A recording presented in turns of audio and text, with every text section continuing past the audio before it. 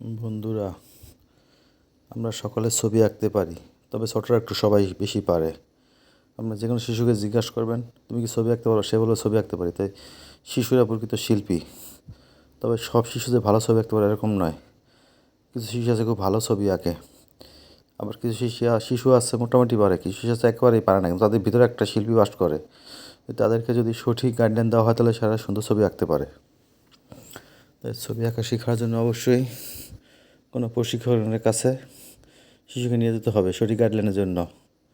কিছু বাচ্চা প্রথম প্রথম আঁকতে চায় না, কিন্তু তারপর তাদের যখন ধরে দেওয়া হয় তখন তারা আঁকার জন্য আগ্রহী হয়ে ওঠে। তো তাকে রেগুলার ছবি আঁকানো উচিত, দৃশ্য বিশেষ করে। দৃশ্য আঁকতে আঁকতে বাচ্চারা ভালো ছবি আঁকা হাত এসে পড়বে, যত আঁকবে তত হাত ক্লিয়ার হবে। তো বাচ্চাদের জন্য আমার একটি ড্রয়িং একাডেমি, এখানে বাচ্চাদের আমি ছবি আঁকাচ্ছি একটি দৃশ্য, শীতকালে দৃশ্য কীরকম হতে পারে, কীরকম থাকে সেটা দেখানোর চেষ্টা করেছে এখানে বাচ্চাদের বলতেছি, ওরা আঁকতেছে। সত্যি খুব অসাধারণ, ওরা আঁকার পর আমার কাছে দেখতে খুব ভালো লেগেছে, ওরা সুন্দর ছবি আঁকতে পেরেছে।